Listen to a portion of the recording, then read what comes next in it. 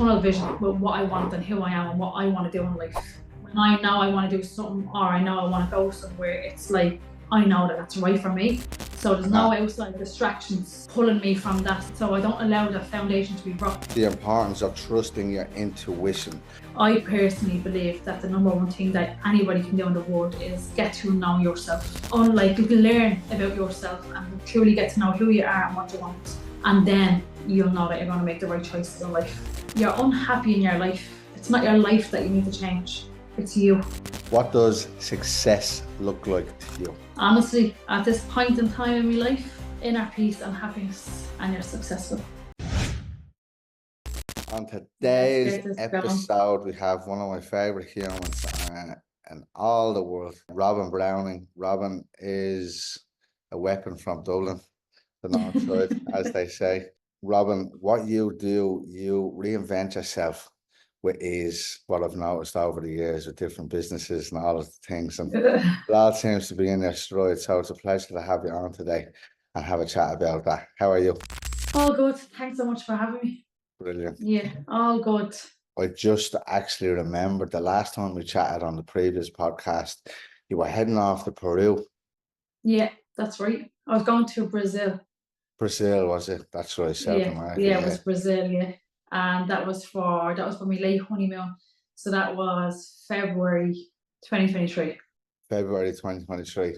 How was that? Let's start there, because I haven't spoken to you since. Yeah. So that was, I haven't spoken to you properly about it since.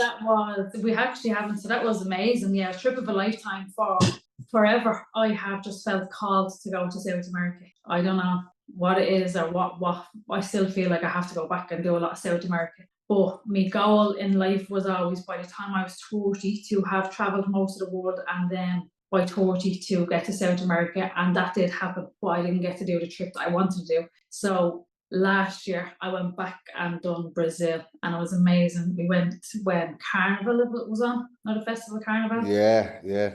Well, I just done loads of amazing stuff. It was gorgeous, really lovely. Yeah, incredible. We were actually supposed to go there for my stags back in the day, yeah, and then the world closed now. But right. Yeah. I'm actually glad we did. Unbelievable experience, like just the whole thing in Brazil. Now, Rio wouldn't be my cup of tea, a bit overwhelming, a bit busy, gorgeous, and you've seen it once, you wouldn't need to go back. That's a personal thing with me, you know. It's a little bit dirty, whatever, but gorgeous. But it's the same with the Carnival Festival, like phenomenal, like people and stuff everywhere. But as well, I felt small, tiny bit out of my comfort zone. Just out of comfort zone in what way? Just, you're in Brazil. Mm-hmm. You're in Rio, you know what I mean? And so, you know that people know you're a traveller and you're a tourist. Do you know that kind of way? Okay, so you didn't feel safe? Didn't feel safe, yeah. Just a little bit, like you just have to have your wits about you. But I mean, other than that, it was amazing. From where you came from, I'm sure you had your wits about you. Fresh out of the flat. Sharp as an arrow. Yeah, look, I know a few friends who've been robbed over there. This is it. You could see it happening, like, you know what I mean? It was notorious on the streets, people and stuff. And it was just kind of like, I didn't want to put myself in that energy of having to be like in fear or whatever. So 3 days maybe in Brazil or in Rio was perfect. And then we went and moved on and done different things and went to a fabulous island and all was gorgeous. But Rio, yeah, that's what I felt in Rio. You can tell that the pickpocketers were out, and you know what I mean? All the energy was high. They were all watching there. Yeah, just two quick stories. I had a client who, him and his mate were there, and they went on a boat party, had the best time on the boat. Fucking partied all day with everybody on the boat, but the people on the boat robbed them when they got off the boat. Yeah. And then another one of my mates separately, he was having a good time clubbing away, and he got partying with this group of people, and then eventually they were like, right, we're going to the ATM, empty our bank account. So he had, what did he do, Mark? I think he gave them something and then legged it. But yeah, he didn't fucking empty his bank account. I think you only have a daily limit on them as well, which is not so bad. And what do you do in that situation? You know what I mean? Yeah, but they have guns, so there's fucking not much you can do, is there? Yeah. It's not worth it. You hand it over. Yeah, exactly. It's not worth it. Yeah. So, anyways, as we know, did you not go to Machu Picchu? Did I not see you in Yes, so photographs that over was there? my trip that I wanted to do. So, as I said, my goal was to travel most of the world by the time I was 20, and I wanted to see actually the seven wonders of the world. So, Machu Picchu was being my last one, and that was when I was 30, which was 2019. Got to Machu Picchu and I done Peru back then. But my trip was Yeah, cut very short, so I didn't get to finish it. So, I still feel I have to go back. the cars is out. Yeah. I love it. Yeah, what? Alan got sick or something, was it? Yeah, we just had to come back. Yeah, so we didn't get to do it. It was a beautiful trip that we had planned. But anyways, it's still there when the kids are reared and we are in retirement and gone around South America. Yeah, of course. So look at you now knew you could retire next week. And not feel anything about it. Yeah, exactly. So look at, as we all know, life doesn't begin in Brazil if you're from Ireland. So a quick debrief or a quick overview of life growing up, where you're from, what life is like for you growing up, and yeah, what you've done along the way. So yeah, basically very hard, tough upbringing from Hardwick Street flats in Dublin city centre. Um, Grew up in a council flat all my life, and basically we came from absolutely nothing, and it was just in survival mode all your life as a child, in survival mode. But at the same time, like, had so much fun and so many good times, as well as it being so hard. Hmm. Like when you think back, like, it was extremely tough, but I mean, it was brilliant. Here, it actually makes me wonder because I was the same, obviously, up just on the south side, cleaner part of North Dublin. side. I won't get you started, but do you think it's the same these days? Like, is a bit kid for kids growing up? Like, do they have as much fun in the outdoors and No. being adventurous and yeah, adventurous? Creating their own. Like we needed to do because we didn't have anything. Yeah, like we played games with pebbles. Pebbles Do you know and what I mean? Like, just pebbles. bottles You'd and pick up pebbles and start to play games, or you'd have a little bag of marbles.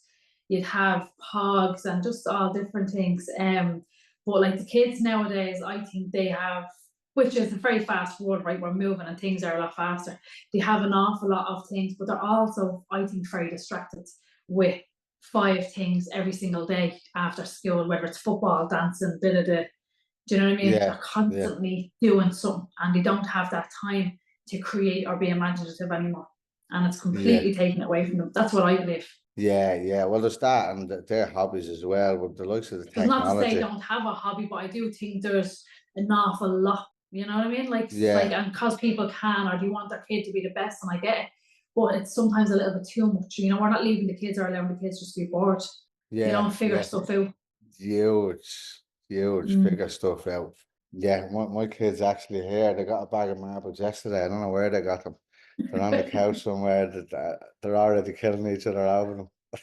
But they're so funny. He's big enough to fight back. Obviously, he's three now, Great. and she's the boss, obviously, because she's bigger and older. But they're great friends, kissing, hugging 1 minute, the next minute they're Ah, battling brilliant. each other, looking for something. Yeah, mommy, Yeah. daddy. But yeah, so yeah, growing up for you on the flats, yeah, give us a window into that. What games were you playing? What was Yeah, going? so like was everything, building camps was our main thing. So we'd be going out and getting loads of different wood, cardboard.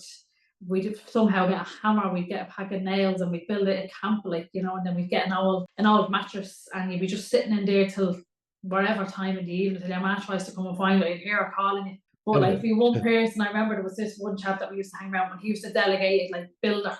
So no one else was allowed to touch the hammer, and he built the camp, be like a camp. What people call them, like, what else would you be called? Can't be it. No, that's it. That's Same what for we me. called them. Yeah, I think if you were from And a a house estate, there base. was something else, a base. A base, yeah, yeah, Yeah, mental. Yeah, no, because that's another thing, isn't it? Because today, like even with us, even with me, like the kids can't see the kids for more than 5 minutes. Like, where the fuck are they? Do you know what I mean? yeah, yeah, Back in the day, you're gone for 5, 10 hours in one go. yeah. No phones, Summer you've no holidays, contact, yeah, they're just and out there. you're just trusted that you'd be home at a certain time, and you would be. Yeah, yeah. Well, most of the time. I was just about to say that for the most part, and then no problem screaming the fucking flats down. Yeah, dinner's Yeah, on the table. yeah. But even going and calling your friends, you'd have to knock on their door. Do you know what I mean? I'd have to call them at their window or whatever. It's just very different now. And I know this is the times we're going with, but I just think it's pushing the connection further and further away, you know? Yeah, exactly. So it's all although it's faster to connect, it's all connecting through a screen because you're Exactly. connecting But on like we're WhatsApp losing and confidence and we're losing general life skills, you know? So look at teenage years, give us a window. What was going on then? Teenage years, I was full blown tomboy. Probably would have been bouncing around in hand me down tracksuits from my brother. And I yeah, see just some up to things all never sorts. change. Like, well, I said I see some things never change. yeah, just up to all sorts. Just basically hanging around or finding something to do all the time, finding a wall or an old building site to climb in, or cycling around, or getting the bus here or there, like just acting the maggot, but having a great time, you know, just looking for things to do. But yeah, we always were busy, but we were always climbing, or we were always like adventurous, always adventurous. Yeah. And bouncing from different areas. Like, do you know what I mean? I grew up in Hardy Street, you bounce down to Dorset Street, or like sometimes you'd end up over in Crumlin then when you got a bit older, or you know, different things like this. And that was a bit wild. You get a bus then out the fingers and you'd miss the last bus home, or yeah. Yeah. We used to get the last, what was it, get off at the last stop and just fucking see how we can get home. See Just how make you it. can, yeah. Go out to Bray or something. Or even Yeah, on the those train. pennies and you'd only pay for two. Yeah, some bus. Um, so yeah, just being advanced because it used to be like going, like it's going on holiday because parts of the city that you'd never seen before. So it's sort of Ah, like yeah. you're not supposed to be doing it, and that added to the Yeah, fun. exactly. And back then, I think like at that age, well, teenage years, like your friends are your life. Do you know what I mean? So hmm every day you go to school, and if you didn't go to school, your friends at home, you'd be living to get home to them. And then if your friends met other friends on a holiday or wherever, it'd be like, right, all somewhere, let's go over and hang around with them. And it was just brilliant. Your friends were definitely your life, and well, ours were in our teenagers. Yeah, for sure. And that was the same for me because we got bikes, and all of my friends were like, "Don't go over the north side, fucking, the whole north side, south side thing." And I'm like, I'll go over and find out myself because when you Yeah, make up your own I have mind bike me about too. things. Never, not once. But yeah, no, I end up leading, hanging around in what's that place beside the Bride, not the Bridewell, where the markets are, all around the Yeah, markets. down by Calvary, yes, Kevin and Creek Street. Creek Street, all around there for a while, yeah. And then I was in Yeah. Brothers Gaff for loads of the years as well. And then Mm. up the Cronin, up chasing all the girls, fucking on the Christmas push bikes. The Yeah, state of you us, and yeah. I, man, we all get the same bike every Christmas. Yeah, some buzz. And then looking for Yeah. you then, obviously we don't remain teenagers forever. No. So then coming out of my teenage years, I went to beauty school when I was 18 and came out of that then, and I done 12 weeks travel straight after. I always wanted to go to Australia. I always wanted to go to Australia. So back then I went to Australia for 5 weeks, and then the plan was to go for 5 weeks, continue on and do Asia for 5 weeks, and then come back and see how we felt and did I like it, and to go back over and live. So we done 5 weeks traveling from Cairns down to Sydney, and then flew over to China, Beijing, Hong Kong, Vietnam, Cambodia. So I done that when Wow. I was 20, and there was 25 of us in Australia, Irish, traveling from Cairns down to Sydney. There was 12 of us Wow. on a bus traveling, and then like every time we'd get on a bus to go to the next town, and then there was Yeah. another 12 in camper vans, and we'd meet up in the hospitals at every. Stop. Oh, I'm telling you now, they knew the Irish were coming. It was a ball. It was the Yeah. best thing I've ever done in my life now. So it was brilliant. Yeah, fucking hell. When we done that, there was two of us and three girls. Melissa O'Brien was there as well. But there was only five of us. They Oh no, there was followed us down. 25 of us, just friends Yeah. of friends that all met. And there was a couple of us, like a couple of people from Finglas, and then I just went. It was just brilliant. And then a couple of my friends had went to Australia. One of my friends, he actually lived in the flats, and then I met him when we stopped in Brisbane, and brilliant. Deadly. And what, so you Yeah. did that for the whole 5 weeks? So I done that for 5 weeks from Cairns down to Sydney, like done with Sundays, Fraser Island, stayed with the Aborigines on Fraser Island, done with Ah, Sundays. We deadly. stayed on a catamaran for 2 nights on off at with Sundays somewhere. And then like each night, I think 5 of us had to camp. So one of the nights I had to camp on the island while people were on the boat. Just an experience of a lifetime. And then we finished the trip in Sydney.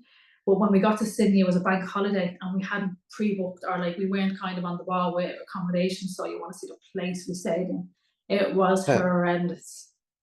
So that was in Sydney. That was me. I didn't like Sydney. That was me. Like, what would you call me? Whole idea of Sydney, I hated it because of that. So I've yet to go back and maybe like Sydney again. I didn't like it. Little princess, what? I mean, It wasn't. It was just tough. It was bank holiday. The place was mental. It was lashing, and we were in this like, I'm not messing with you, this hostel, and the water like was dripping out of a wall for a shower. It was bad. stop. I actually hated Sydney before, for the first while, before I moved there. The first few years, it was little mountain cunt, yeah, little winter, like the rain and the fucking Yeah, it was hills and lashing, all. and then I got onto Bondi Beach, and I was like, this is like Bray. That's the Yeah, whole thing about this. because it was raining, yeah. But Yeah. Jesus, man, it's my favourite place. One of my favourite places in the world now. Yeah. But here, coming down the coast and for yourself, and don't mind me yawning, for anyone who doesn't know, it's 4 a.m. here for me in Australia, in Bali. Well, 4:45 now at this stage. I'm yawning my head off here. But anyways, I hope I don't wake the kids Too up early that for bit. you and a little bit too late for me. Yeah, just squeezing it with the kiddies. Um, but what would you say to people, right? You got up and went traveling at the age 20. If you could encapsulate your whole trip, and China as well, we'll come back to that, but if you could encapsulate your whole trip into one sentence, and what advice would you give to other people who are young and thinking about it but afraid of it, going traveling the world? Just believe in yourself, and yeah, just believe in yourself and take the chance. Like, what is the worst thing that can happen? Honestly, I never, I don't know what it is, or maybe it's just who I am or how I am, but like people would always remind me when I look back, like I don't fear anything like that, or I don't fear making a decision. And you just have to trust and believe in yourself, and that's it. Like I'm very blessed, I suppose, that I really do believe in every single thing or choice that I make, that I can back it up. Do you know what I mean? And even if I go or I make a choice or I do a thing and I know it's probably the wrong thing, yeah, it's on me. Do you know what I mean? But just believe in yourself and trust and take the chance. Honestly, like I fully believe, I do believe I was an open kind of minded person prior to that, but 100% open to me, mind and soul wide open. Yes, I love it. So look at quickly encapsulate how you were feeling, like when you were heading to Australia. Yeah, tell us that first. So like back then, how was I feeling? It was just, yeah, I didn't know what to expect. Didn't know what to expect. There was no smartphones. I had got a Facebook account, and to keep in contact with family, I would upload pictures onto my Facebook, but I'd have to go into an internet shop, connect my camera to the computer, upload my pictures onto my Facebook, and I sent home postcards. I sent home postcards. Wow, Yes, and like to top up hilarious. my phone to ring Ireland, you'd have the card with the 24 digits on it, and you'd have a little Nokia, you top it up to ring, or you put the number in before the phone number and everything. It's The not minute. like now, So honestly. what Like you're I went away saying, for 12 weeks and I sent home a postcard. a postcard, yeah, and load of nerves for the Yeah. parents too. But when I think back now, I actually think like, how did me mum, how did she feel? Never mind me, but how did she feel letting her 20-year-old daughter go traveling like at a time back then? Like, so obviously she had to really break down those barriers of how she felt, and what if anything could have happened, or you know what I mean, or what if I decided never to come home, or what if, like, let's say worst case scenario, fucked up, and you know what I mean. And Yeah, she yeah. had to be that brave to be like, okay, yeah, and wish me well, like, on my way. Aha. My mom blade scouting me out the door. Go on, Pack your bag for you. you'll be grand. Yeah, I swear to God, I said all my goodbyes, I did all of the things, and I was brand new, everything. Yes, it is late, I could look. And I went back down to my ma's to get my bag or whatever, and I drove out, and I didn't even live in my ma's at the time, I was just saying goodbye, basically. And I had Warner, he was in the car, And I said goodbye. As I tried to say goodbye to my ma, I broke down crying. Did you? And our friend was in the gap, but I couldn't fucking speak. I was 21, like, and Yeah. I was crying to the point where I couldn't actually say anything. And she's like, "You relax with it." She gave me a hug, and I swear that was actually it's profound advice, because I still remember it to this day, and it's something that I lived with the whole time I was away. She gave me a big hug. She says, "Look, Dara, it's all right. All you need to know is if you want to come home, we're only one flight away. Yeah. Yeah. Like, and that's literally it. That's it. No matter how Yeah. far in the world you are, you're only one flight away." And that's Yeah. the Yeah. simplicity of it. Or one decision away from Yeah, change. One same. decision or one choice to be like, "Do you know what, my time is up, or this is not for me, I'm gone." Yeah, yeah. Like, that's all it takes, you know? So It's not anyone forever. listening, Doesn't have to be forever. Maybe it is or whatever, but it's one decision. mhm. And so that's for everybody listening here. Like, everything is life is about choices. From awareness Yeah, comes choice, and the more we learn, the more we get to choose. You exactly. like something, you don't like it. Choose different. Mm, yeah, And also coming back to Robyn, you said, "What's the worst that can happen? What's the best that can happen?" exactly. That's the other side of the Yeah. coin. So, That is, so you have two choices. Like, you look at any situation, whether it's traveling or wherever, does a worst thing that can happen or does the best thing that can happen. And it's, uh-huh, I only actually posted this probably on my Instagram the other day, and it's about perspective. hmm, And, what do we look at? Some people always have the doubt and always have the fear. Or else you look on the other side and go, well, what if, you know? aha. What if it all works And out it's about exactly? rewiring And our even brain and just because believing. that's the thing, and we'll cross into that obviously, because you're an entrepreneur as such. You've had many businesses, many masks, and all of the things. But quickly encapsulate how you felt coming home. You said you went to China, and then we'll move on. What the fuck was So that yeah, I like? went to China, and I went to China, like, and like that, there was, well, no fear, but I'll never forget going to China. Like nobody, there was nowhere with English speaking, Yeah, or like no way of getting around China. I'm pretty sure China is still hard today, like, and this was 15 years ago, maybe a little bit more. So, like, and I remember when we got to China, we nearly, like, quite close to China. getting kidnapped. I believe it was getting kidnapped anyways. Like, there was a Chinese couple calling us out of the airport, and you're after being traveling and you're tired or whatever, and they obviously knew we looked confused and blah blah. Yeah, and trying to show them the hotel. And we walked with them then, and I was just like, your gut instinct, this is not right. And when we went down to where we were going to get in the car with them, it was like a blacked out van. Okay. And obviously then the instincts and the gut kicked in, and I was like, nah, like, what we doing? We woke up, what we doing? We're in China. We can't be doing this type of stuff. Yeah, yeah, of course. It's funny. Yeah. Fucking 5 minutes ago, I telling Yeah. everyone to And go it's travel fun. the Sorry, one world. more thing on China before we move on. And back then and everything, I was like, oh yeah, come over to China. I'll get one of the nicest curries in the world. It's not like It's very not. different. Yeah, it's rotten. Real Wrong. Chinese food is just Very halfway different. still alive, isn't it? Yes, very different. Yeah, I think you can only the curry that we get. I think it's only in Ireland and in the UK. Yeah, Like the the sauce, no, you don't Chinese get that sauce in China. here in Bali, no, you don't. Not at all. Mm, And yeah. Bali's the same. Bali's it's got a huge language barrier. Now there's a lot of expats here. Like, where was I yesterday? Where was I yesterday? I was just ordering something, and you gotta show them, because it's not their fault, and Mm, we don't speak their language, so it's not their fault, exactly. Yeah. But it is challenging. But complete stonewall in China, I would imagine, is Yeah. uh hard. Yeah. And then, so from China to Vietnam to Cambodia and Thailand. And it was gorgeous. We went from Vietnam to Cambodia on a 2-day boat trip. So it was like a slow boat down through a river, and then in the nights you'd stop, and they'd obviously have your accommodation, like hostel or wherever, planned out for you. But it was phenomenal. Like like the experiences that I had, the things I seen was unbelievable. Like children, Hmm. and I seen floating houses back then and all, and wasn't really like the internet, or the world wasn't as small through the internet back then. You know what I mean? So I Uh-huh. was seeing these things that I never knew existed. Oh yes. You know? Jackpot.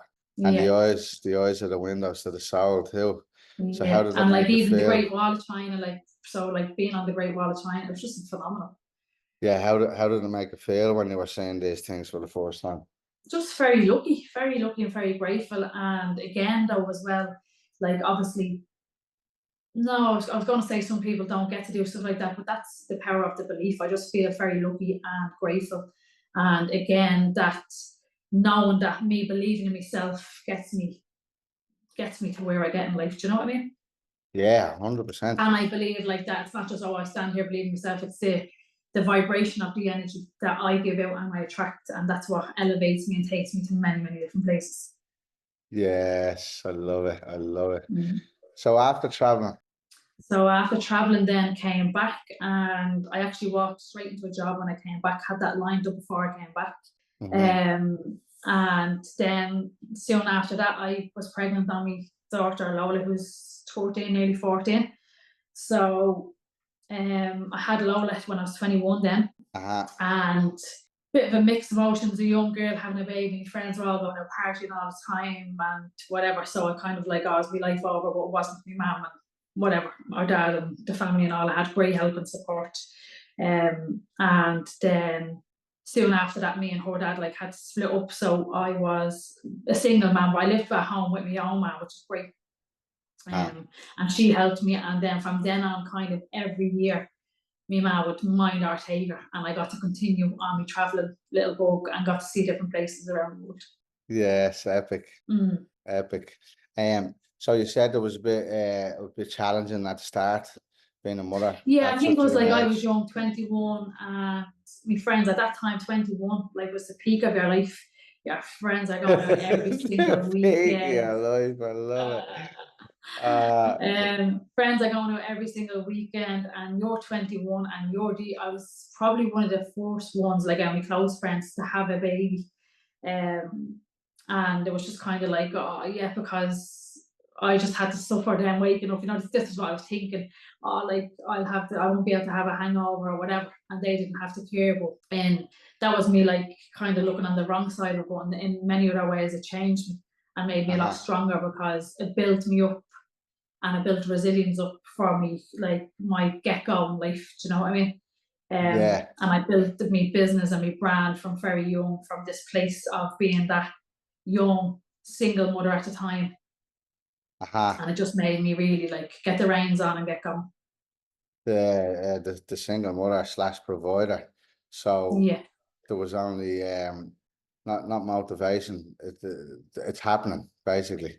There's only one outcome because you're gonna make it that way. Is this that is right? it. Yeah, So you were yeah, you that's were it. Yeah, well driven because you obviously have to look after your baby. yeah, yeah. So there was nothing gonna Yeah, and stop times you. were hard. Like there was some weeks that, like, I remember then there was a time I lived with my mum for a while, and my mum was like, right, she was going to move out, met her lovely partner, moved on and all. And I remember there was times where I lived on my own with Lola, and I was like, holy jeez. And I remember there was one bad week that I had, and I was like, nah, I'll never let myself be in this situation financially and mentally ever again. Like, I had Uh-huh. bills now covered, but it was just like, I'll never allow myself to feel like this again. Like, where you're just on the hamster wheel struggling, where you can't catch up on yourself. Tell us what was happening, what were you feeling, why were you feeling like that? Just basically you're on the hamster wheel every week, like me ends with weekend, and like just let's say money and survival, because your money's not your own when you have a baby, or it's not just about you. You have to make sure you have food, bills, they need clothes, everything need, like, kids need stuff. And so yeah, every week it was just felt like a bit of a struggle for me. Uh-huh. And then it was like, you know what, this is not what I signed up for, and this is not how I'm going to stay. So Uh-huh. I'm getting myself out of this situation. And I did. I just started. Yeah, I don't know. Like I worked really hard. I worked really hard from a young age, and I just built myself and my brand right up, and I didn't stop Uh-huh. until this year. Uh-huh. So yeah, well done. And the brand, let us know. What is it? What did you start working at? So as I was saying, I went to beauty school when I was 18, and then I had Lola, and I was in a salon, a bit more of I was trained in facials, massage, all different ends of the beauty treatments. But then when I had Lola, it was kind of more makeup, tan, nails. I'd done nails and stuff like that. And then over time, as I evolved and things changed, I became really skillful at, like, at doing eyebrows. So over time, then I just kind of listened to the path that was guiding me, and I gave up Hmm. absolutely everything else because I was so busy full time job doing eyebrows. And then when I started kind of going down that, and which was eyebrows and whatever, I was like, right, my goal was to have a studio, and my vision was to have 5 or 6 walking beds, staff, my own brand, and I would have loved to teach. And I done everything that I set out to do. Yeah, you did actually. I just, as you were saying that, my niece, I believe, done one of your courses. Yeah, she did. Amy, yeah. Congratulations with that, because I obviously seen all that grow Yeah. when I used to bash it in the gym. But Yeah, so I remember, I'll tell you one quick thing as well. I remember when I was doing eyebrows, and then semi-permanent eyebrows came in and kind of took the world by storm. And I kept saying I'd love to do semi-permanent eyebrows, and semi-permanent is expensive, the training. And so I just kept visualizing as like, I'd love to do these semi-permanent eyebrows. Where am I going to get this money? But I'll get it from somewhere, or whatever. And I think the deposit was €400. And was 1 week, and I was like, right, I saved up and saved up. My last €400, I said, I'll just give out the deposit, and I'll get the other 2 or 3 grand up somehow. I'll work for it. And but like that left myself out of pocket, and like didn't know where this money was coming from, but knew I had to work for it, that it was going to come. And I mean, that itself changed everything for me with regard to the business. and well done for that. I want to ask and touch on that and congratulate you on that, because a lot of people fear the unknown. And when you jump into it like that with full commitment and obviously huge intention, let us know how it all unfolded when you took that big a chance on yourself and your See, education. what I believe as well, though, and I think this has got to do with where I came from and how I was raised. We didn't have a lot. So when you don't have a lot, you make a lot of what you have, right? Jackpot. And yeah, and that's exactly it. So like, let's say me knowing I wanted to do this semi-permanent brow course, and bear in mind, I didn't have any startup fund, or I didn't have, when I first rented a studio for a salon, I had to get a loan for the rent. I didn't have €1,000 to pay for the rent. I had to get a loan for it. And I had to, I think I remember there was me and a girl Yvonne was opening a salon down at the flats together. She got a loan and I got a loan, so we got a loan for the rent and the back month or something would have been an extra month that you pay. And the only money that we had together was about €270 for paint, and we painted the shop ourselves. So I believe when you do this yourself from a place of I want to and I'm going to do this, you make it happen. Bingo. You make it happen. Like, whereas if you're well to do, I think there's very few people, like let's say yourself and myself, we have kids when they're all that, and we have a bank account there for them with startup fund. The appreciation is not the same. I don't believe, not in everybody. 90% of the time, the appreciation is not the same. Yes. So they have less drive. Less drive handed to them. because they don't need to fight for it, or they don't need to make it happen, or they don't have that fire behind the passion of what it is that they want to do. I hear you. Here, can you, I'm just obviously I work with nervous systems. Can you let us know what it was like or what it felt like while you were going through those transitions? Honestly, like stuff like that, I don't like, and I don't want to sound like I'm bigging myself up here, but there's very few times in life that I have been shattered, but there's very few times that things would rock my boat. Is that what you mean? Yeah, well, not yet, because obviously there's your nervous system. Some people are anxious, some people are stressed, some people are, worried that it's not going to I work out think, and all the things. and How was it feeling for I you as think you were though, doing that? for me, my personal view on stuff like that is like, let's say me, I'm very much a person like that. I've tunnel vision with what I want and who I am and what I want to do in life. So when I know I want to do something, or I know I want to go somewhere, it's like I know that that's right for me. So there's no outside distractions pulling me from that. So I don't allow the foundation to be rocked. So my nervous system doesn't get anxious. I That's hear you. me. So now the other side of that coin, for you, giving advice to anybody who's listening to this that might want to start a business or travel the world or do the thing. What would you say to them if they're feeling nervous? So I would say to someone feeling nervous about any situation in life, whether it's traveling, starting a business, buying a house, or whatever, I personally believe that the number one thing that anybody can do in the world is get to know yourself. Like learn about yourself and truly get to know who you are and what you want. And then you'll know that you're going to make the right choices in life and you're Uh-huh. trusting yourself. Uh-huh. Love it. And Mm. how would people who don't know themselves get to know themselves? I do a class every second Friday. There you go. Sell it, girl. Yeah, no, Sell it. yeah, so you work on yourself. When I think back, I didn't even understand or know why or what I was doing for. I've journaled since I'm 18. And I don't know why I started doing it, whatever. I have been kind of following like the law of vibration and energy since I'm probably 15. That's through my mother. And so stuff like that has came to me. But anybody who doesn't know how to get to know themselves, like find something, try something new, step out of your comfort zone, go for a walk in the park, sit on your own, sit in silence, listen to music, and then you'll start to get light bulb moments where you're like, hey, that's for me, or hey, that's not for me. And what I do believe you have to be on your own. You have to sit in silence, get a small bit uncomfortable, go out to nature, listen to nice music, and then we'll add in like a little bit of journaling or whatever. I don't think like a yoga class or a ceremony or an event or anything like that is going to get you there. I believe like sitting in that place on your own in stillness and silence with music or nature. And that's where you start to build that, okay, this is what I want and this is who I am. Yes, I love that. Thanks, Robyn. Mm. Thanks for sharing. Yeah. And that's the thing, isn't it? The more we try new things, the we get to see what we love and what we don't. Yeah. And as well, like when you're on if you are on your own or whatever, you're sitting your sitting room or you go for a walk in the park, the choices that might come or the little light bulb moments go, oh, do you know what? I might join that yoga class. It's coming from you. It wouldn't be, oh, my friend Dara rang me and said I'm gonna go to yoga class. That's not really what I have chose to do. You have gave me the option and I have said yeah. And it might Yeah. help me, but when you're on your own, you really discover what it is that you want to do. Yes, I love that. So, Robyn, you built this brow studio up to, I think the page had over 10,000 the last time I seen it, well, probably a couple of years ago.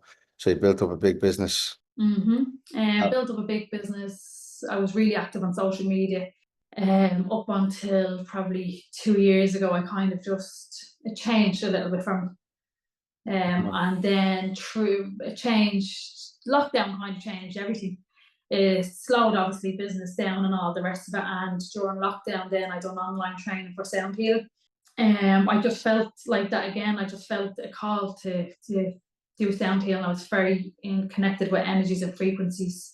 I love frequency music. I always love frequency music. I see in benefits of frequency music how powerful it was on like a close friend of mine that was sick and everything, even just to get him into a relaxation or even for me going to sleep, it was brilliant. So I looked deeper into that. And I trained in sound healing a couple of years ago.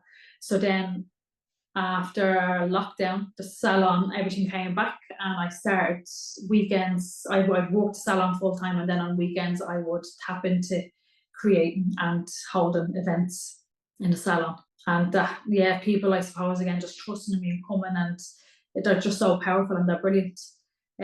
So that brought me up to then when I became pregnant. And yes, when I became pregnant, I was just like, right, listen to myself, and I've got everything I wanted out of salon. I'm really like, and I have got a skill. Like I'm really skillful with doing the eyebrows, but I just was like, I want to be a mom. I want to be in full zone here. I've got everything that I wanted from that baby, which was my brow studio, and now I want to be able to really feel into this, being that bit older. I suppose just not having a responsibility. I know the baby was a huge responsibility, but not having hundreds of clients or the responsibility of overheads, and I just wanted to sit with myself for a while and be able to walk down the street without having to worry about what's happening next or whatever. Yeah, that's huge. That's huge. And this is obviously one of the big parts that I wanted to have you on, because you can reinvent yourself. Like like a snake shedding its skin. It's incredible. And you're not attached like I obviously don't know the full numbers, but I know how big the brow business grew to in terms of the social media. I can remember across Yeah. 10,000 followers. And you had some like what people would call celebrities and all sorts of people. You had school, you had staff, you had a studio and all of the things. And you're like, you know what? Now it's time to close all this down.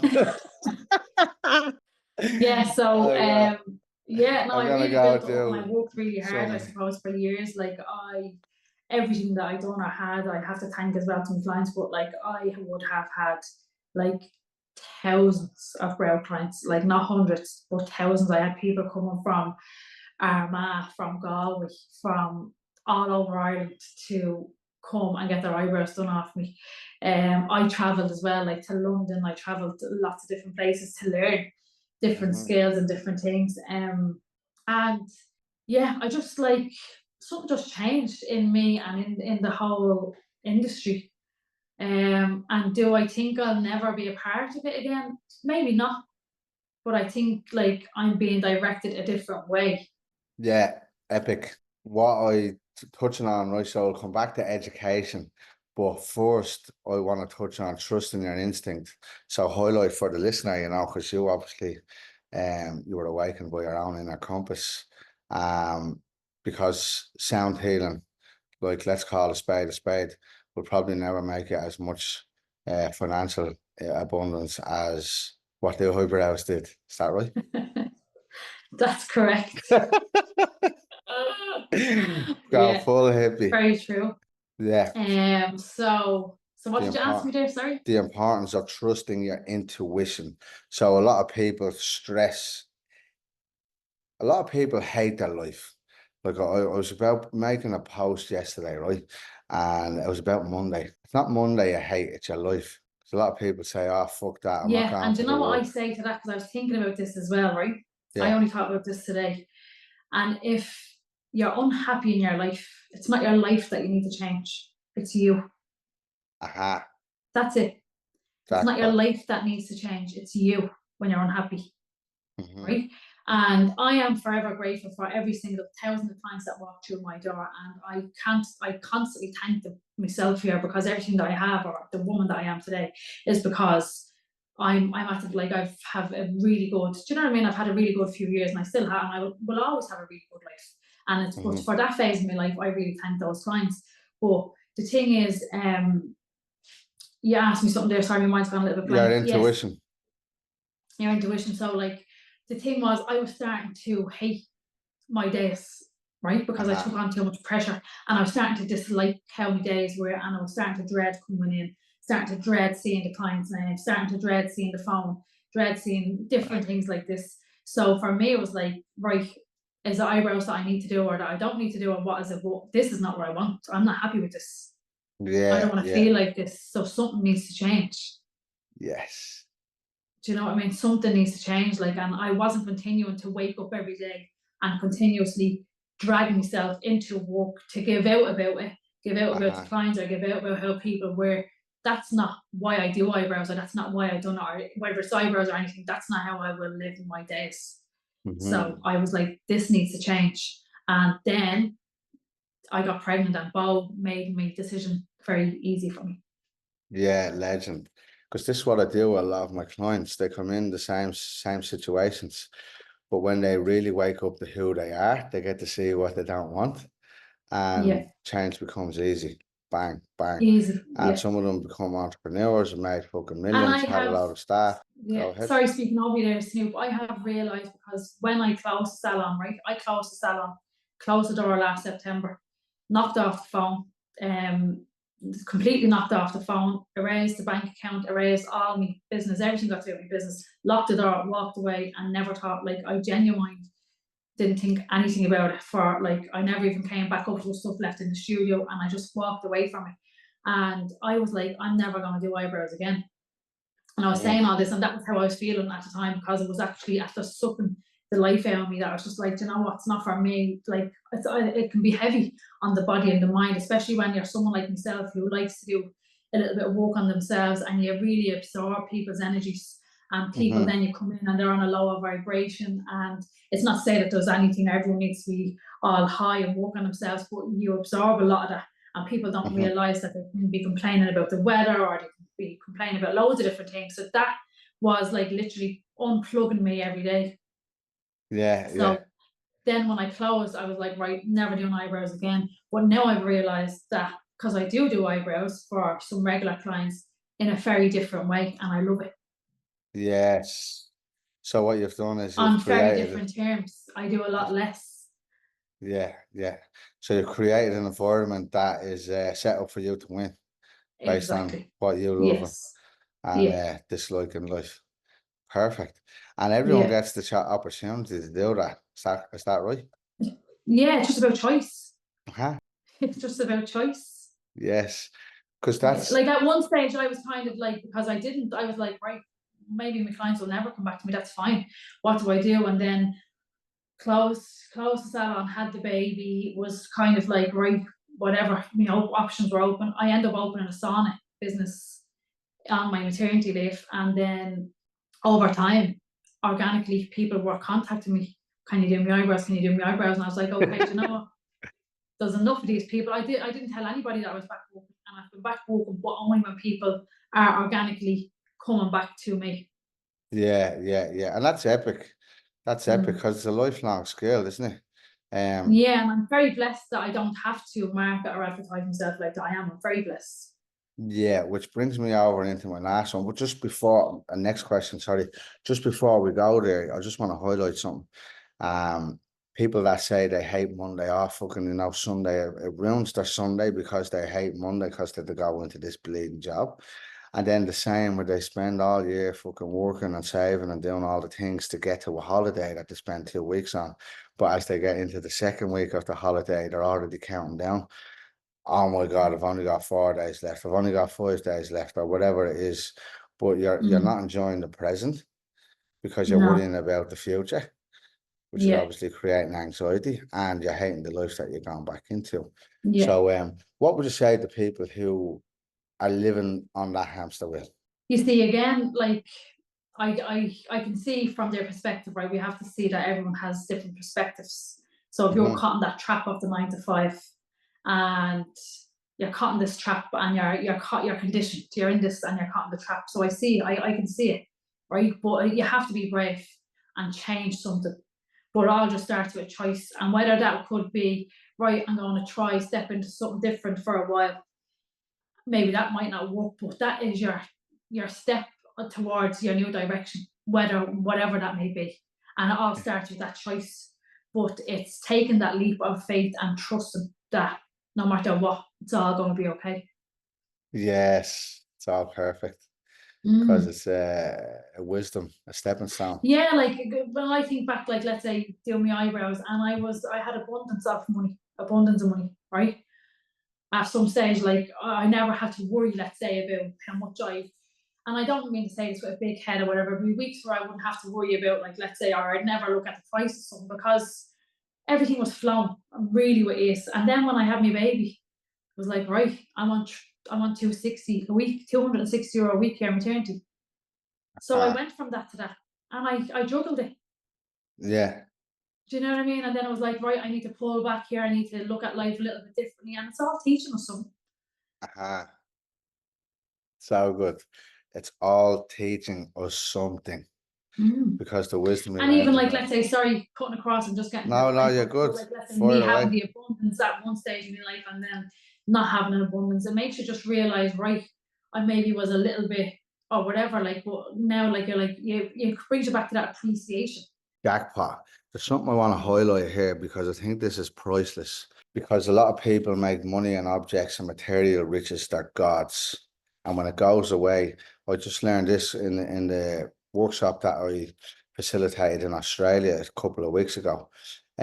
After everybody who built up the material riches and then the global financial crisis hit, the world had the biggest um, suicides from wealthy Mm. individuals across the world. Um, because they had created money as their god, fucking cars and all the other things as their god. It's really in the hardship that we get to learn who we are, and it builds resilience. Is that what you Yeah, found? Going from having all the things and all the clients and the consistent cash flow to yeah. having to budget on 260 a week. Yeah, yeah. No, that's not to say I'm on my own because I'm not, but I'm just saying when you when you have all these direct debits or your bills coming out or whatever, and you never really had to, you've cash flow coming into your bank account or whatever, and then let's say when I was on my maternity leave, you're like, oh right, there's like a lot less, do you know what I mean? And there's a lot Mhm. more bills to be paid as well. Definitely, definitely, and it builds you up. But I think that's some people let the materials or what type of house they live in or what type of clothes they wear define who they are and put them on that pedestal in life, and that's not what we're here for. So It's not also, what we're here for. I look around, I have a fabulous car and I have a fabulous home around me, I have a beautiful house. But if I didn't have that, would I be a different person? No. yes, I that's grew up in a epic. council flat all my life. Did that Yes, I still love make it. me feel any less than what I was? No. Yes, I love it. I love it. Because I just want to highlight something else here. It can become your prison. Living up Yeah. to that, if you create a certain standard of living out of ego mindset, and all of a sudden you lose a job or something else happens and you start to struggle financially, but you're trying to keep up with that level of living that you lived at because you want to prove to That's other when you're people. suffering. Yeah, it becomes your prison, doesn't it? It's prison or Yeah. paradise. You get to choose Yeah. It's all when the you time. start to suffer. Mm-hmm. Wearing the Yeah. mask. Yeah. Um, And the funny thing is as well, though, sorry, I'm just thinking even on a personal level or whatever, I think as well, some weeks you could be great or you could be just, let's say you get a fabulous holiday or whatever. I think what's happening in the world as well is people are sharing it so much that people expect people to live up to this lifestyle or expect mhm. them, and then they're only really living it for everybody else, or they're only Yeah. really, you know what I mean, trying to be this person or trying to have that thing for everybody else.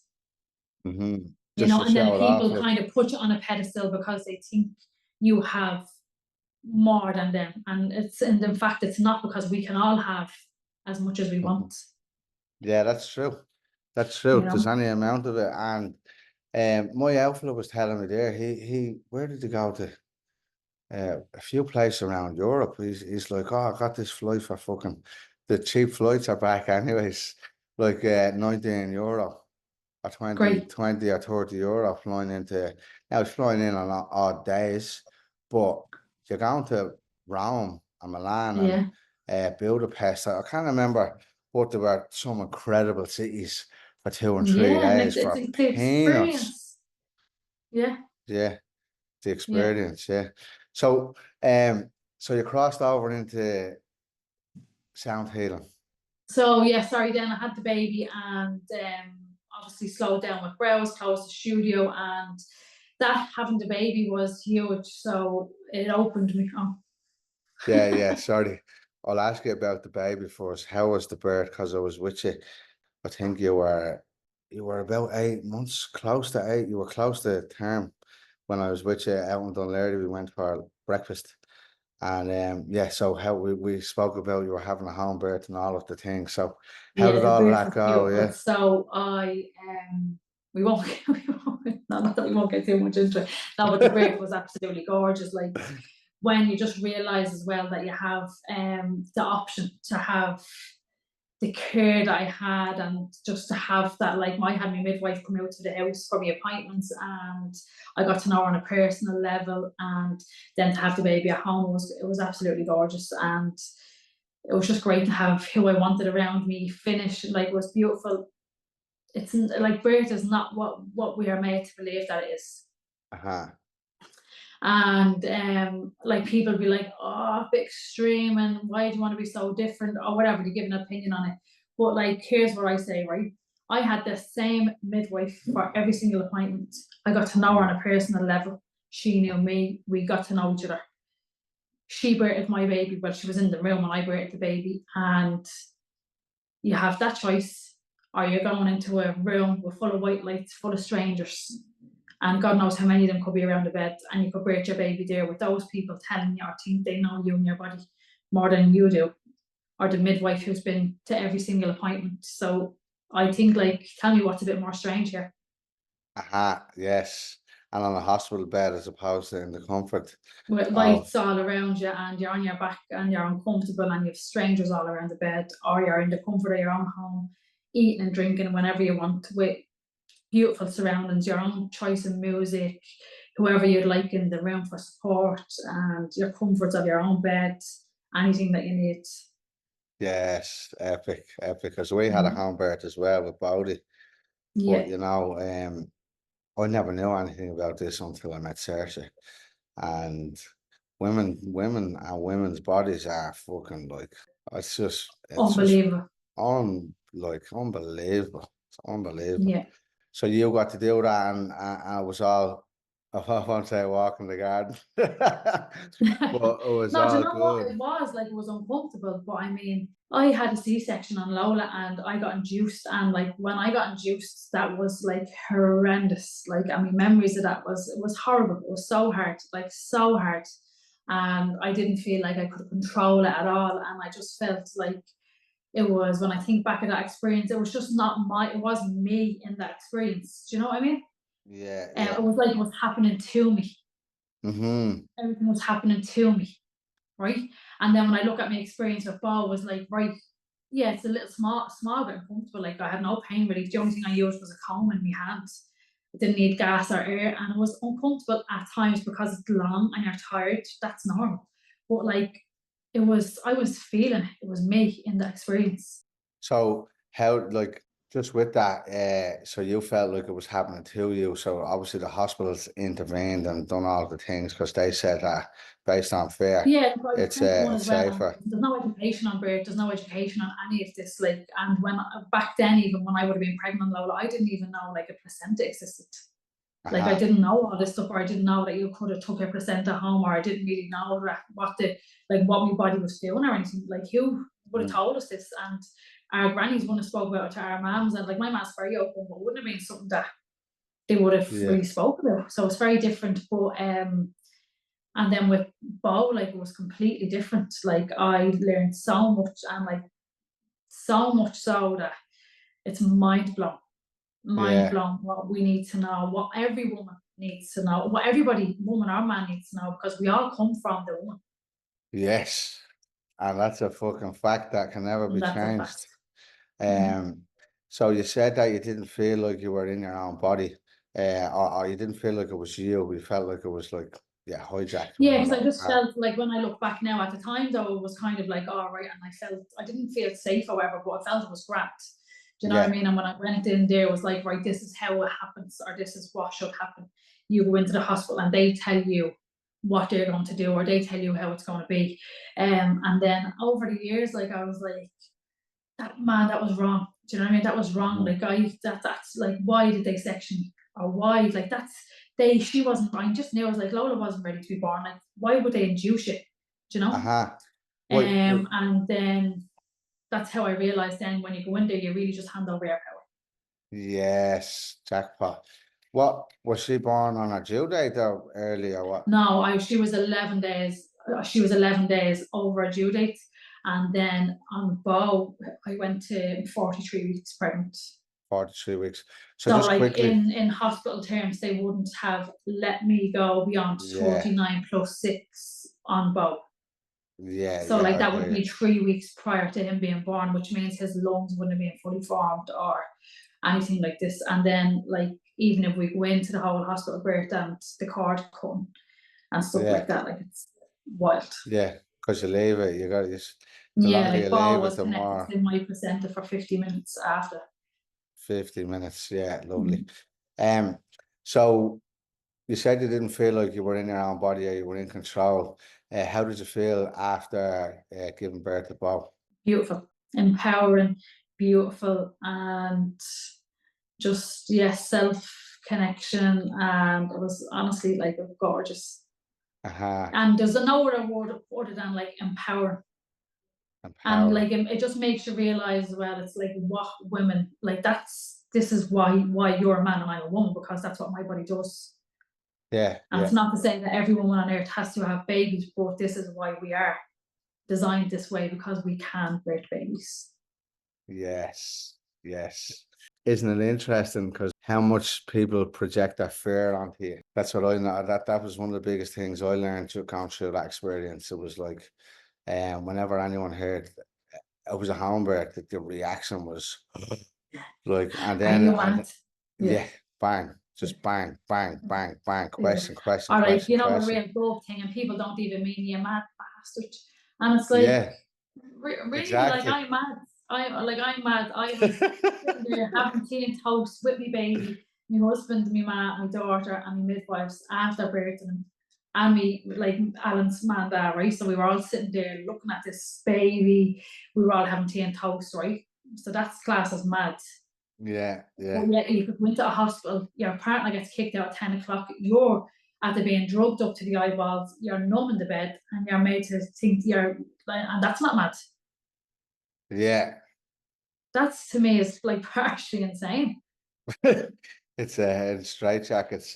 What's that? Asylum. It really is like, and when you go into the hospital, you are on a clock. They don't have time to, like, let's say, oh right, we leave Robyn in that room for, could be 70 hours, she could be labour for 70 hours, and we leave Sarah in that room for 50 hours. They don't have that time. They don't have the capacity. So you're on a clock. When you go into the system, you're on the clock system. Take it And they in and need you out. in and they need you out. Yeah, yeah. Isn't it interesting how, people's defaults, which is the same for me, so I'm not any different than anyone else. I don't think Robyn is claiming to be either. We just learned a bit more along the way. But when people's defaults is to call you mad, it's just it's because it just shows you how trained we are at that. Yeah, and this is it. And as I said, I don't like, it's a real dope thing. We're like that as dopes, like we're real forward and out straight. We say sometimes not the wrong thing, but it's just how we are. We're programmed and conditioned. One Like, of my clients said to me one time, she's looking up at me like this, and she goes, "You're not being gonna have a home birthday." And I'm out to this pregnant. And I just looked at her and said, "Ah, no." Because it's not worth it. like my conversation, very different. Do you know what I mean? Yeah, yeah, Yeah, and like when you're pregnant, you're tired and you're vulnerable and all. And I was just like, I don't have the energy for that. And as yeah. well, like I was tunnel vision. I didn't want anyone to give an opinion or anyone to be like, don't do that, or like, oh, you're mad, you know? Yeah, yeah, of course. I'm just laughing here as well. Do you know the way you say dubs, Irish people, we don't have any filter. Whenever I'm No home filter. with my ma, the whole lot of them, are you eating again? Yeah. And you as well, you little pox, call me a fat cunt. Yeah, like I Uh, have to send you one line out of the belly on it. yeah, I know, you swine. But yeah, no filter. But look at then coming across, then you started into your well done by the way, the home birth and all the things. The baby's a little beaut. He's so cute. He's so fucking cute. But Thank from you. then, you're Yeah, welcome. so From then then, from then I kind of knew, like I feel I'm being brought in a different direction. And it's like kind of now I'm like, right, I'm still kind of not in limbo with it, but I'm very much, I know that so I'm like, right, because when I was dancing, am I doing brows or sound here, now what is it? And then I was like, right, I can do it all. I can do it all because I'm doing less of it. And yes, my thing is like I'm making people feel good in very different ways, and it's all beneficial and it's all needed. So because at one stage I was kind of like, oh, I can't do this and I can't do that, but I can. So I fucking have right. the sauna business, I have the brows, and I do sound healing.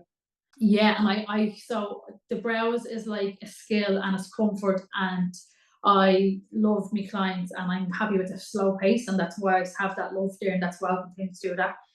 The sound healing I'm very passionate about because I believe the power of the sound healing. So it's a passion, and I'm like, people need it, Mm-hmm. and the benefits of it are phenomenal. And yeah, and it's basically so many more people need it now because we're changing where we're going in the world, and I feel like I'm being guided to bring it. Yes. Um, See, and that's where I'm going with that.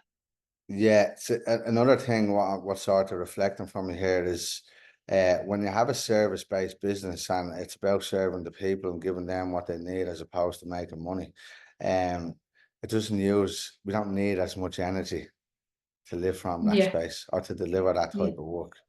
because the Yeah, sauna is obviously, and the sauna is for the benefit of health. The sound healing is the same. And even the eyebrows, because I'm sure how the women yeah, feel like after they eyebrows, get, if people feel good, it helps their mental health, yeah, honestly. And it's not as if it's not really an aesthetic thing that like a foreign body or something just ridiculously stupid added onto women. It's actually just enhancing who and what they already have. And if it makes them feel good in that way, well, that's amazing. So what would you say, like, giving up, for instance, giving up the brow business and setting up the, like at the time, giving up the brow business and setting up the sound healing business, you know, Mm. that felt good Yeah, to there was you. doubt, and there was doubt there, and I was like, right, to comfort, like my brows are very comfort. I can honestly, like, I could do so many people's eyebrows in a day that I could probably take on 3 staff members' eyebrows. I can do it quite easily. Like it Mhm. comes to me very naturally, and I can do it, and I make it look easy. Like I could fit a lot of people in the, like, do you know what I mean? In a time that some other people would struggle with, and that's just from years of practice. So that's very much my comfort zone. And when I walked away from the even studio, like, yeah, there was times where I was like, am I doing the right thing? Do you know what I mean? Uh-huh. Like, it's safe network. It's like, it's the bills are being paid easily. Do you know what I mean? Uh-huh. And so then questions did come, am I doing the right thing? But you just have to follow your heart. And like even still sometimes, like when I'm, let's say, putting up, if there was a sound healing, and again I'm very lucky that most of the time they are quite full or whatever, like, and nobody would feel like they want to, or I wouldn't think that people are booking in fast enough, and you're like, oh Jesus. And at the same Yeah. time it doesn't make half as much cash or abundance of money like that the brows would in such a short space of time. Like for Uh-huh. what I could make on a daily basis doing eyebrows, I probably have to do a full run of full classes for a week of Uh-huh. sound healing. Yeah. So it's And very, very different. But again, I just feel there's a passion there for it. there you And go. I do feel that people need the sound healing more. It can help people a little bit more. Well, a lot more, Yes. but this is what I'm stepping into. Yes, I love that. And what's coming to mind is when you love what you do, You never work a day in your life. there you go. So what is next for Robyn Browning? So yeah, I have like I've lots of different plants. I feel called to. I feel like I'm going towards a little bit more like online, offering people different things online. So I'm just trusting in the flow, and it's flowing and coming to me at ease. So I'm just allowing that. Like if I look at when I was doing the events last year, and I knew what I wanted, but was kind of like I wasn't getting it right. And I have this thing that I'm going to do. I don't really want to, I can't say too much about it, but I have this program that I'm going to do, and it's online. And I remember I done a poster and all for probably about a year and a half ago, maybe. I definitely, or maybe I was, yeah, so about a year and a half ago, would have been early stages of pregnancy. And I was like, right, I'm going to go for this. And I set it up and I named it and all. I had the poster done and I posted it. And then I was like, just doesn't feel right. I just don't feel like it's any connection to it or whatever. And it only came back to me last week, and I was like, right, that's when I'm going to do that, and that's how I'm going to do it. What is it? I told you I can't really say too much about it. No, it's like an online thing that I want to do for 21 days. And I have this in my Okay. head, like, so I have this in my head a year and a half, and I have to post it done, and I'm like, right, 21-day online set that I have that I want to do. But it just never came with ease, or never, it just didn't Yeah, align. I And get it. I'm I get it. fully like, I just don't force anything like that. So I had posted on Instagram and all, and people were a few people were talking about it, and then I was just like, no, do you know what? And I just scrapped that and never done that. But I'm after getting, I know it's right now to do it, and I know when I'm going to do it. It's not that way. Yeah, yeah. When are you But gonna do it? I've been thinking about this. I'm going to start it on the 4th of January. 1st of January, lovely. So it's going to be, so I'll just say, like, let you know, it's the 4th of January. It's for 21 days. I'm going to commit to live sessions on Instagram. Anyone can tune in. It's going to start at 9 p.m., which is 21:00. And it's going to be for 21 minutes. And we're going to do 21 days of, I have 21 journal prompts and then meditation. So, Deadly. yeah. That's late enough for me to do it as well. The Yeah. 1st of January, Jesus, I'll be in Thailand. I'm going to Will you? Thailand. I'm going to Ireland and then to Thailand after that. Deadly. Yeah. friends are over this side of the world. But anyways, coming back to you, that's epic, Robyn. That's epic. That's absolutely epic. And there's a question that I missed there. How do people feel after doing your sound healing? They honestly do. The people, the way they feel is brilliant. And I have so many returning people that coming back to me because of how good they feel. And every time they do a session, they feel different. So like it can help with any form of, like, just let's say if you're going through a bad patch in your life, or you just even you want to be in stillness, you want to feel good, you want rest, you just need to release. Like, it's nothing too heavy, it's just absolutely gorgeous. So what happens is, I play instruments, just everything has its own vibration and frequency. All your organs, your body, your skin, everything in the universe works off frequency. I play the instruments and they send out a frequency, and then this happens, so with humans, then it moves the energy or the emotion through the body. And different things can come up. You might feel like, different thoughts come up. Some people cry, some people just feel absolutely bliss, some people feel really relaxed, or it could happen the day or two after we move the energy, and because it's still walking through the body, the vibrations and frequencies, and people get clarity on different things. It helps with irritation, sleep problems, many different things. So what I'm sort of hearing is it's a bit of a reset. Yes. It's like where you can go in and unplug. How long do they go on for, the events? It depends really. So every second Friday I have a short little session just for people to come at the end of the week, and they don't need to dedicate a lot of time, so they come home for an hour. And that's perfect. It's gorgeous, it's real light, and people are loving that session. So I run that every second Friday. Then once a month I do like cacao and sound, or else I do sauna and sound bath, and them sessions would be for like 2 to 3 hours. Yeah, amazing. I done after my ayahuasca journey up in the Burren hinterland, we had a sound bath. It's like 5-6 hours. It's insane. And what were we on? We were on peyote during it. Right. The cactus, That's the grandfather intense. plant. Yeah, it was fucking mental. Yeah. But it was incredible. So I never knew anything about it until I did that. But so basically what you're saying is you're helping, like the Friday one is interesting because you're helping people to decompress and reset after the hamster wheel of life, if you will. Yeah. How do those people leave afterwards? They just, honestly, loads of people just feel lighter. They feel lighter, they feel good, and just feel bliss. Like, there's no other words that people just say. They just absolutely love it.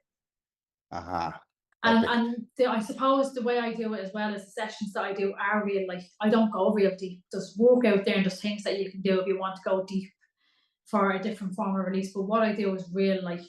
It's nice, it's easy, it's relaxing, it's lovely, true warm. Lovely. 2 more questions and we'll finish out. You can go home to your babies. I know. So you can leave work and go back to work. Education. What I've noticed throughout this whole conversation, and which is obviously your life, you've educated yourself in different modalities of life and business and all the things along the way, and still it looks like you do that. How high would you value education, self-education? Oh my God, it's one of the most important things that you can do for yourself in your life. I remember years ago, I was just real quick, briefly touch on it. A friend of mine said to me years ago, why do you always challenge yourself, or why do you always challenge things that come to you? And I was like, because I question everything, because I like to know, like, right, is this right or is it wrong, or like, I like to know in depth everything that's happening around me, or everything that's put in front of me. So it's so like, she looked at it as like, oh, you always like to challenge things. No, I like to know, I like to understand, I like to get deep, and I like to really figure stuff out just so I can educate myself on it. Yes. And when you're educated, you can pass that on to your clients and through your own wisdom. Is that right? Yeah. And your family. Yeah. And your family. Oh yeah, definitely. As a parent. Final question. What does success look like to you? Or what does it mean to you?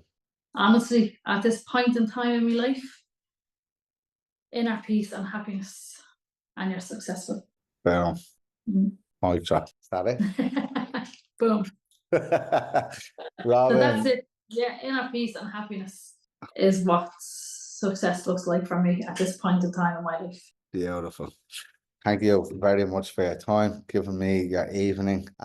You've been an incredible guest, and I look forward to watching your story unfold from here. Thank you so much for having me. Have a gorgeous day. Thank you.